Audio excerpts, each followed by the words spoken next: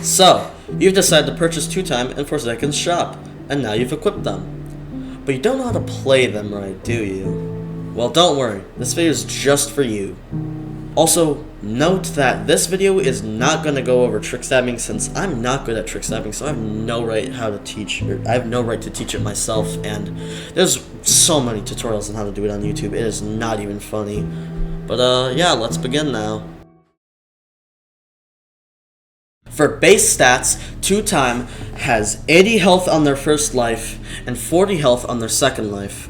They also have the same stamina stats as every other survivor in the game as of now. Pretty simple, so let's move on. 2time has one passive. This passive is called Oblation. Upon landing a successful stab with Sacrificial Dagger, 2time will gain Oblation. If the Oblation bar is maxed out, 2time will be able to gain a second life as long as they have a ritual placed down. During Last Man Standing, 2time will have a maximum health increase and have health healed depending on how much Oblation you have, with the maximum increase in health being 110. Upon 2time's second life activating, their stamina is restored by 40%. All of their status effects they previously had are removed. 2time is made invincible for 2 seconds, speed 2 is applied for 6 seconds, and weakness 5 is applied for 12 seconds.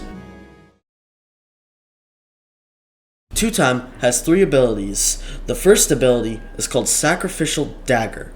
After a 0.25 second windup, 2time moves forward quickly while jutting a knife out. If 2time hits the killer with Sacrificial Dagger from the front, it will deal 10 damage to the killer and heal 10 health for 2time. However, if 2time hits the killer with Sacrificial Dagger from the back, the killer will take 20 damage and be stunned for 3.5 seconds, while 2time will heal 20 HP. A front stab will earn 37% oblation, while a back stab will earn 56% oblation. This means 3 front stabs or 2 back stabs will max out your oblation bar. If using this ability while crouched, Sacrificial Dagger will have increased windup as well as end lag, but the distance of a crouch stab is much greater than a normal stab. This ability has a 30-second cooldown. Moving on to 2time's second ability, this second ability is called Crouch. 2time crouches, which gives them invisibility and undetectable for 15 seconds. Manually uncrouching will forcibly remove these statuses and do either of the following. If 2time is somewhat close to the killer, uncrouching manually will have no effect at all. However, if 2time is very close to the killer, uncrouching manually will instead grant 2time speed 2 for 1 second. If ended manually, the cooldown is 45 seconds, but if it's ended naturally, the cooldown is 35 seconds. For 2time's final ability, we have a Ritual. 2time kneels down and stabs their knife into the ground, which places a ritual spot. Ritual spots are what allows 2time their second life upon max oblation. Rituals don't activate during to LMS due to 2time's second life automatically activating during that time and not teleporting them to the ritual spot. It's also noteworthy that this ability can only be used once. Now then, let's move on to the final section.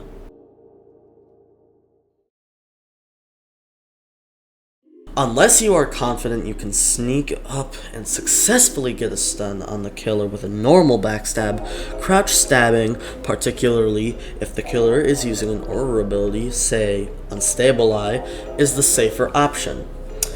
But, relating to backstabs, be careful to not follow the killer for too long, as they will likely catch on that you're trying to backstab them, and it's very possible they'll just make you their target instead of whoever they were chasing before. It's always best to go for a backstab to help a teammate in a chase, rather than to do it just for the oblation while the killer isn't even chasing anyone, as first, teamwork is key to winning as a survivor in Forsaken, and second, if you do the second thing, like, you're just gonna get targeted immediately if you just randomly try to backstab the killer for no reason. If a killer's ability has a long windup, such as mass infection or blood hook, then go for the backstab during that windup. This doesn't apply to any of John Doe's abilities due to Unstoppable giving him a speed boost and a capped stun time during the Corrupt Energy windup, and 404 errors period of slowing John Doe down. So yeah, it's best to just not meddle with Unstoppable as any Sentinel, but particularly 2 times since you have 80 health. And finally, when placing a ritual, make sure to place it in a corner or on an elevated surface. If a map, such as Work at a Pizza Place or Ultimate Assassin's Grounds, just so happens to be the one you get though, you can just improvise. You gotta figure some things out yourself. I'm sorry, I don't have any input on that.